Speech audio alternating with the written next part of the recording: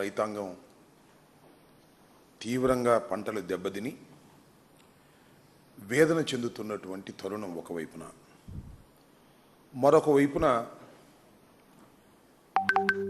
ప్రభుత్వ మెడికల్ కళాశాలలను ప్రైవేటు పరం చేసి దానిలో కిక్ బ్యాక్స్ ద్వారా కోట్ల రూపాయలు ఆర్జించాలనేటువంటి తండ్రి కొడుకుల వేదన ఇవి రాష్ట్రంలో ఉంటే, వీటిని ఏదో ఒక విధంగా డైవర్ట్ చేయాలనేటువంటి ఉద్దేశంతో చంద్రబాబు నాయుడు గారు చిన్నప్పన్నను అరెస్ట్ చేయడం ద్వారా మళ్ళా వైఎస్ఆర్ కాంగ్రెస్ పార్టీలో ముఖ్యులైనటువంటి సుబ్బారెడ్డి గారి మీద బురద జల్లే కార్యక్రమాన్ని ఉధృతం చేసేటటువంటి పని చేస్తున్నారు. ముఖ్యంగా సిట్టును నడిపిస్తున్నటువంటి ఎల్లో మీడియా, ఈనాడు, ఆంధ్రజ్యోతి కథనాలు నిన్న ఇవాళ మీరు చూస్తున్నారు. చాలా పెద్ద ఎత్తున ఫ్రంట్ పేజీల్లో కథనాలు రాస్తూ సుబ్బారెడ్డి గారిని బదనాం చేయాలని, బురద జల్లాలని ప్రయత్నం జరుగుతూ ఉన్నది. ప్రపంచవ్యాప్తంగా చంద్రబాబు నాయుడు గారి చేష్టల వలన హిందూ మతస్థులు చాలా బాధపడుతున్నటువంటి తరుణం మీ అందరికీ గుర్తుండే ఉంటుంది. నారా చంద్రబాబు నాయుడు గారు తిరుపతి లడ్డూలో పంది కొవ్వు, పశువు కొవ్వులతో కలిసినటువంటి నెయ్యితో తయారు చేశారనేటువంటి ఒక అసత్యమైనటువంటి ఆరోపణ వేశాడు. అది లక్షలాది కోట్లాది మంది భక్తులు తినేశారని కూడా చెప్పేశాడు. చాలా దురదృష్టకరమైనటువంటి ఒక అపవాదు, ఆధారాలు లేని అపవాదు. దాంతో హిందువులందరూ కూడా చాలా బాధపడినటువంటి సందర్భం. దాని మీద సుబ్బారెడ్డి గారు, పార్లమెంటరీ నాయకుడైనటువంటి మా సుబ్బారెడ్డి గారు, మాజీ చైర్మన్ అయినటువంటి టీడీ బోర్డుకు సంబంధించినటువంటి చైర్మన్ అయినటువంటి సుబ్బారెడ్డి గారు ఏకంగా సర్వోన్నత న్యాయస్థానమైనటువంటి సుప్రీంకోర్టును ఆశ్రయించడం జరిగింది. సుప్రీంకోర్టులో విచారణ సందర్భంగా అనేకమైనటువంటి వ్యాఖ్యలు సుప్రీంకోర్టు డైరెక్ట్గా చేసింది. ఆధారాలు లేకోకుండా ప్రసాదంలో, లడ్డూలో కల్తీ కలిసిందని ఎలా చెబుతారు రాష్ట్ర ముఖ్యమంత్రి అనే మాట మాట్లాడారు. అంతేకాదు, అసలు లడ్డూలో వాడినటువంటి నెయ్యిలో కల్తీ ఉందా లేదా తేల్చండి అనే దాని మీద చెప్పారు.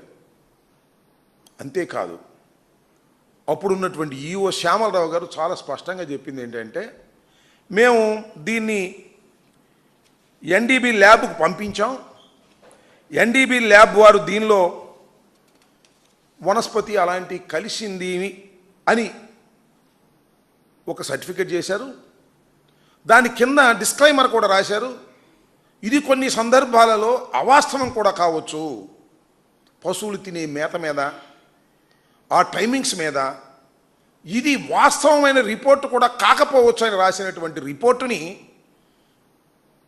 ఈవో గారు చదివి వినిపిస్తే చంద్రబాబు నాయుడు గారు ఆ నెయ్యి వాడేశారని అని వాళ్ళ దట్ వాజ్ రిటర్న్ బ్యాక్ అని ఈవో గారు చెప్పాడు. ఆ నెయ్యి వాడేసినట్టు, ఆ కల్తీ జరిగిపోయినట్టు చెప్పేటటువంటి ప్రయత్నం చేశాడు చంద్రబాబు నాయుడు గారు కేవలం రాజకీయ కక్షతో. ఈ వాట చెప్తే చంద్రబాబు నాయుడు గారు ఎలా చెప్తారు? ఎన్డీబీ ఒకటే ల్యాబ్ ఉందా, ఇంకా సెకండ్కి ఎందుకు మీరు పంపలేదు క్రాస్కి అని చెప్పి కూడా సుప్రీంకోర్టు ప్రశ్నించినటువంటి సందర్భాన్ని ఇప్పుడు నేను గుర్తు చేస్తున్నాను. టోటల్గా సుప్రీంకోర్టు ఒకటే చెప్పింది, నెయ్యిలో కల్తీ కలిసిందా లేదా అనేది తేల్చమని చెప్పారు. అది మొత్తం సబ్జెక్టు. ఇవాళ చంద్రబాబు నాయుడు గారు చేస్తుంది ఏంటండి, ఇవాళ బురద జల్లే కార్యక్రమం మళ్ళీ ఇప్పుడు బయటికి తీసుకొచ్చారు డైవర్షన్ కోసం. సుబ్బారెడ్డి గారి మీద ఏదో ఒక విధంగా బురద జల్లాలనేటువంటి ఉద్దేశంతో చిన్నప్పన్న ఈయన సుబ్బారెడ్డి గారి దగ్గర పిఏగా పనిచేశారు. ఎన్ని సంవత్సరాల క్రితం? 8 సంవత్సరాల క్రితం ఆయన పిఏగా పనిచేశాడు.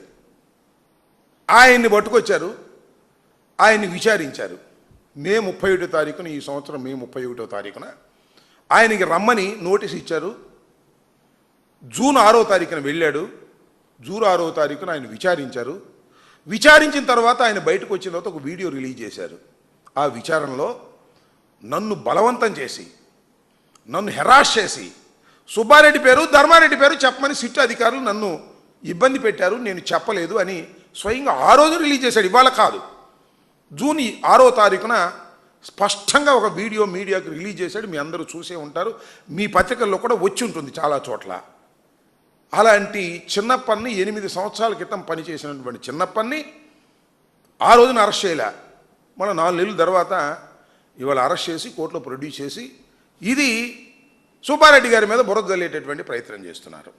ఇక్కడ నేను కొన్ని వ్యాలిడ్ ప్రశ్నలు చంద్రబాబు నాయుడు గారిని, సిట్టు నడిపిస్తున్న చంద్రబాబు నాయుడు గారిని, ఈనాడుని, ఆంధ్రజ్యోతిని, ఎల్లో మీడియాని, సిట్టును కూడా అడుగుతా ఉన్నా. ఈ చిన్నప్పన్ అనే వ్యక్తి సుబ్బారెడ్డి గారి దగ్గరే పనిచేయలే. ఆయన ఎవరెవరి దగ్గర పనిచేశారంటే ఇప్పుడు మీ వేమిరెడ్డి ప్రభాకర్ రెడ్డి గారి దగ్గర పనిచేశాడు కొంతకాలం. వేమిరెడ్డి ప్రభాకర్ రెడ్డి గారి సతీమణి అయినటువంటి ప్రశాంత్ రెడ్డి గారి దగ్గర కూడా పనిచేశాడు. మరి వాళ్ళ దగ్గర కూడా పిఏగా పనిచేశాడు కదా. వాళ్ళ గురించి ఏం మాట్లాడరే ఈ ఎల్లో మీడియా, లేదు ఈ సిట్టు, ఈ పేపర్లు రాసేవాళ్ళు ఎందుకు మాట్లాడరు? ఓహో, వాళ్ళు ఇప్పుడు మీ పార్టీలో ఉన్నారనా, ఇప్పుడు తెలుగుదేశంలో జాయిన్ అయ్యారనా, తెలుగుదేశంలో బాధ్యతగత పదవుల్లో ఉన్నారనా? అయితే మీ టార్గెట్ ఏంటి? జగన్మోహన్ రెడ్డి గారు, జగన్మోహన్ రెడ్డి గారి పార్టీ, వైఎస్ఆర్ కాంగ్రెస్ పార్టీ. దీన్ని టార్గెట్ చేయాలి. దేనికోసం టార్గెట్ చేయాలి? వెంకటేశ్వర స్వామిని అడ్డం పెట్టుకొని మీరు టార్గెట్ చేయాలి. ఇది ధర్మమేనా నేను అడుగుతా ఉన్నా. ఇదేనా మీరు చేస్తుంది చంద్రబాబు నాయుడు గారు? హిందువుల మనోభావాలు దెబ్బతినవా? ఒక దేవుణ్ణి అడ్డం పెట్టుకొని రాజకీయ కక్షలు చేస్తున్నారు మీరు. సరే, లిక్కర్ని అడ్డం పెట్టుకుని చేస్తున్నారంటే అది వేరే అంశం. ఒక దైవాన్ని, కలియుగ దైవంగా భావిస్తున్నటువంటి వెంకటేశ్వర స్వామిని అడ్డం పెట్టుకొని, వెంకటేశ్వర స్వామి లడ్డూలో కల్తీ కలిసిపోయిందని చెప్పి ఒక దుర్మార్గమైన ప్రచారం చేసి ఇవాళ సుబ్బారెడ్డి గారిని టార్గెట్ చేసేటటువంటి ప్రయత్నం మీరు చేస్తున్నారు. అంతేకాదు, నేను ఇంకో మాట అడుగుతాను సిట్టుని, చంద్రబాబు నాయుడు గారిని, ఎల్లో మీడియాని. ఏమండి, ఈ పర్చేజింగ్ కమిటీ ఉంటుంది కదా, సుబ్బారెడ్డి గారు చైర్మన్గా ఉన్నప్పుడు, వైఎస్ఆర్ కాంగ్రెస్ పార్టీ చైర్మన్గా ఉన్నప్పుడు కూడా ఓ పర్చేజింగ్ కమిటీ ఉంటుంది. ఆ పర్చేజింగ్ కమిటీలో కొలుసు పాతసారథి గారి మెంబరు, ప్రశాంత్ రెడ్డి గారి మెంబరు. మరి వాళ్ళ ప్రస్తావన రాదేమనండి ఈనాడు వారు, వారి ప్రస్తావన రాదేమనండి TV5 వారు, వాళ్ళ ప్రస్తావన రాదేమండి ఆంధ్రజ్యోతి గారు. వాళ్ళ ప్రస్తావన రాదు. ఎందుకు రాదు? సుబ్బారెడ్డి ప్రస్తావనే వస్తుంది మీకు. చిన్నప్పన్ అనే వ్యక్తి వాళ్ళ దగ్గర పనిచేసినా సుబ్బారెడ్డి గారి ప్రస్తావనే వస్తుంది. సుబ్బారెడ్డి గారు చైర్మన్గా ఉన్నప్పుడో లేనప్పుడో పర్చేజింగ్ కమిటీలో ఉన్నటువంటి వ్యక్తులు ఇప్పుడు మీ పార్టీలో ఉన్నారు కాబట్టి వారేమో వాళ్ళ విచారణ కూడా చేయాల్సిన అవసరం లేదనేటువంటి ప్రశ్న వస్తుంది. ఈ విధంగా మీరు ఒక దుర్మార్గమైనటువంటి పద్ధతుల్లో మీరు వ్యవహరిస్తూ ఉన్నారనేది చాలా స్పష్టంగా ప్రజలకు వివరంగా అర్థమైపోయేటటువంటి పరిస్థితి కనిపిస్తూ ఉన్నది. మీరు అప్పుడు ఏమన్నారంటే 320 రూపాయలకి కిలో ఆవు నెయ్యిని కొంటున్నారు. అసలు 326 రూపాయలు, 320 రూపాయలకి వస్తుంది అసలు ఆవు నెయ్యి, కల్తీ నెయ్యి కాకపోతే అని చంద్రబాబు నాయుడు గారు అన్నాడు. అదేమంటే 3000 అవుతుంది స్వచ్ఛమైన నెయ్యి అని ప్రచారం చేశారు. ఈనాడు వారైతే కనీసం 1000 నుంచి 1600 రూపాయలు చేస్తుంది స్వచ్ఛమైన నెయ్యి కొనాలి అంటే 320 రూపాయలకి మీరు కొనాలంటే ఇది కల్తీ నెయ్యి పో అని చెప్పేశారు. రేటు ప్రకారం కల్తీ నెయ్యి చేసి పారేశారండి. అంటే 1000 రూపాయలు 1600 కొంటే ఈనాడు ప్రకారం అది స్వచ్ఛమైన నెయ్యి, చంద్రబాబు నాయుడు ప్రకారం కొంటే 3000 కొంటే అది స్వచ్ఛమైన నెయ్యి. నేను అడుగుతా ఉన్నా, ఇప్పుడు ఈ తిరుమల తిరుపతి దేవస్థానం బోర్డు ఎంత కొంటున్నారయ్యా? ఇప్పుడు 1600 కొంటున్నారా? 3000 కొంటున్నారా? 1000 రూపాయలు కొంటున్నారా? కాకపోతే 320 రూపాయల కన్నా ఎక్కువ, 1000 రూపాయల కన్నా తక్కువ కొంటున్నారు. ఇది స్వచ్ఛమైన నెయ్యి నమ్మాలా? మీరు చెప్పే ఆర్గ్యుమెంట్ ప్రకారం చెప్పండి, నేను అడుగుతా ఉన్నా. స్వచ్ఛమైన నెయ్యి కాదనేగా చెప్పాల్సింది. ఇప్పుడు 320 రూపాయల కన్నా ఎక్కువ కొంటున్నారు, 1000 రూపాయల కన్నా తక్కువ కొంటున్నారు. ఎంత కొంటున్నారో మీకే తెలుసు. ఇప్పుడు ఎలా ఇది స్వచ్ఛమైన నెయ్యి అని ఎలా మీరు చెప్పగలుగుతారో? అప్పుడు చేసినటువంటి ఆర్గ్యుమెంట్ ఏమైంది అని నేను అడుగుతా ఉన్నా. అంతేకాదు, మీకు ఇంకో చిత్రమైన విషయం చెప్తా. 2014 నుంచి 2019 వరకు నారా చంద్రబాబు నాయుడు గారే ముఖ్యమంత్రిగా వ్యవహరించాడు కదా. అప్పుడు కొంత ఎంతో తెలుసా? 276. ఎంకిలేంటి చెప్పమని అడుగుతా ఉన్నా. 276 కొంటేనేమో అది స్వచ్ఛమైన నెయ్యి చంద్రబాబు నాయుడు గారు, ఆయన దిగిపోగానే 320 కొంటేనేమో కల్తీ నెయ్యి.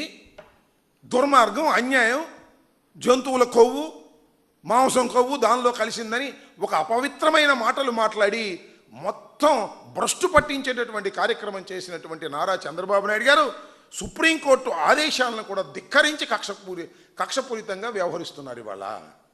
చాలా స్పష్టంగా ఆ రోజున సుప్రీంకోర్టుకి సుబ్బారెడ్డి గారు వెళ్ళి రిట్ ఫైల్ చేస్తే విచారణ జరిగింది. విచారణ జరిగినప్పుడు చాలా స్పష్టంగా కొన్ని ప్రశ్నలు వేస్తే ఆ కొన్ని ప్రశ్నలకి ఈ రోజు వరకు చంద్రబాబు నాయుడు గారు సమాధానం చెప్పనటువంటి దౌర్భాగ్యమైన పరిస్థితిలో ఉన్నారు.